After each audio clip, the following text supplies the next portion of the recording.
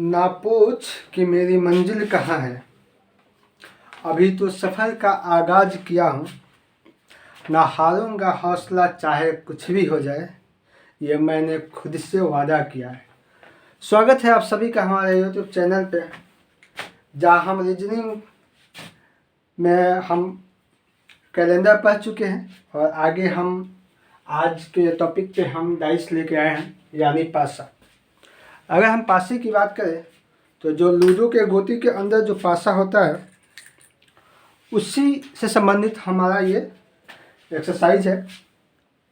जैसे पासे को अगर हम देखें तो इस पासे में कुछ सतह होगा और कुछ कोण होगा और कुछ किनारे होगा, और ये सतह, कोण और किनारा मिलकर ही एक पासे का निर्माण होता है।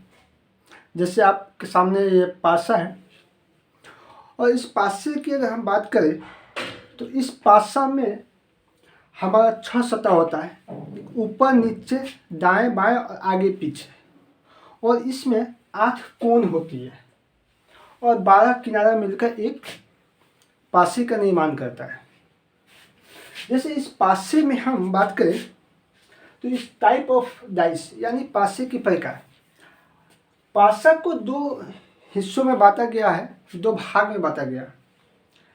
एक का नाम बंद पासा यानी क्लोज डाइस है, और दूसरे का खुली पासा यानी ओपन डाइस। इस पासे को अगर हम खोल दिया जाए तो ये इसी का नाम हमें खुली पासा यानी ओपन डाइस के नाम से हम जानते हैं। इस पर 2 प्रकार का क्वेश्चन पूछता है, तो हम पहले क्लोज डाइस यानी बंद पासा के बारे में हम चर्चा करेंगे। जैसे ये क्लोज डाइस को 2 भाग में बांटा गया है, एक मानक पासा यानी स्टैंडर्ड डाइस और दूसरा नॉन स्टैंडर्ड डाइस यानी अमानक पासा। अब जो लूडो की गोटी के अंदर जो एक पासा होता है, जैसे आप देख रहे हैं, ये हमारा मानक पासा हुआ। ये हमेशा हमारा मानक पासा ही रहता है। जैसे मानक पासा का कुछ डिफिनेशन होगा, 2 विपरीत सतह यानी 2 अपोजिट साइड का योग, यानी 2 अपोजिट साइड पर जो संख्या रहेगा उस संख्या का योग अगर 7 मिले यानी 7 मिले तो हमारा वो स्टैंडर्ड डाइस कहलाता है। जैसे ये हमारा लूडो के गोटी का जो पासा होता है, यह हमारा स्टैंडर्ड डाइस हुआ। स्टैंडर्ड डाइस में हम बोले कि 2 विपरीत सतह के अंकों का योग 7 होना चाहिए।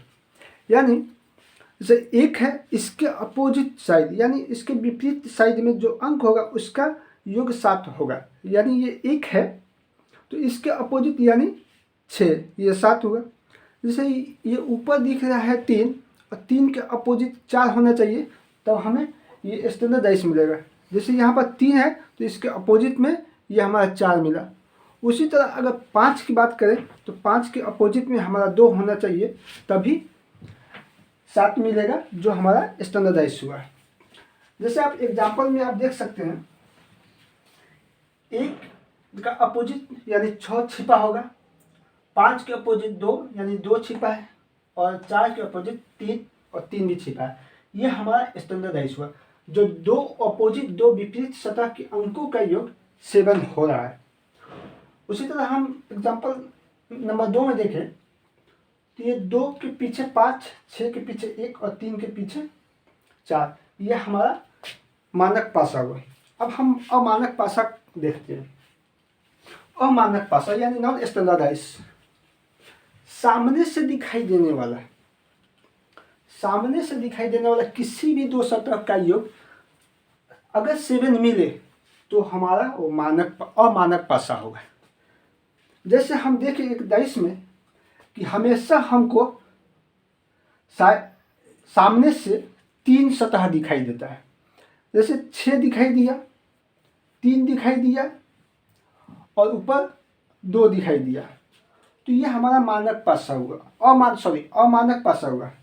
और अमानक पासा की पहचान है कि सामने से किसी भी 2 सतह का, जैसे 6 1 7 और 5 2 7, किसी भी दो सतह का योग, सामने से दिखाई देने वाला किसी भी दो सतह का योग 7 होना चाहिए, तो वो हमारा अमानक पासा हुआ, यानी नॉन स्टैंडर्डाइज हुआ। अब इसको सोल्व करने के लिए कुछ फार्मूला, कुछ ट्रिक्स होगी, उसकी हम चर्चा करते हैं। तो इसमें 4 रूल है जिसको हम बारी बारी से डिस्कस करेंगे।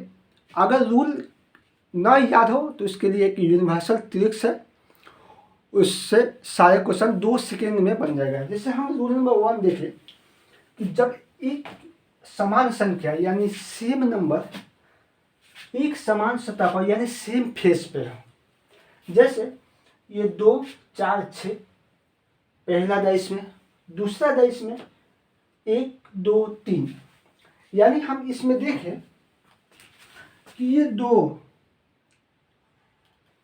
और ये 2 एक ही संख्या एक समान सतह पर हो, यानी ये ऊपर वाली सतह पर मौजूद है और दूसरी का डाइस में 2 ऊपर वाला सतह पर ही मौजूद है, यानी दोनों का पोजीशन सेम सतह पर है।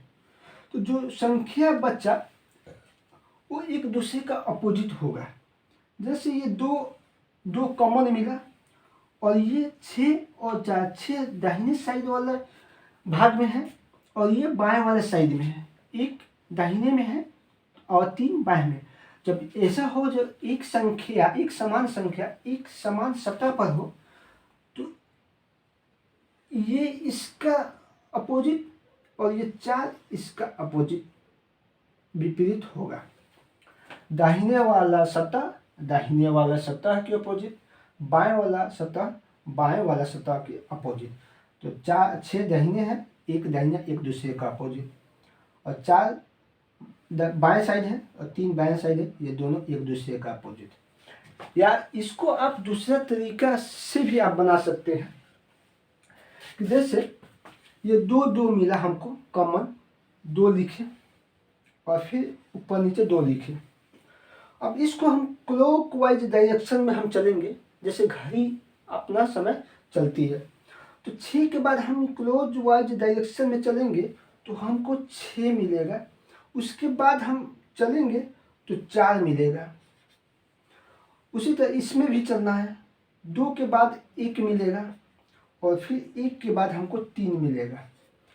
और ये दोनों संख्या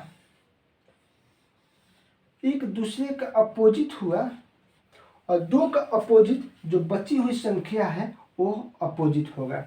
जैसे 3 का अपोजिट 4 और 3 का अपोजिट 4 और 4 का अपोजिट 3, 6 का विपरीत में 1 और 1 के विपरीत में 6।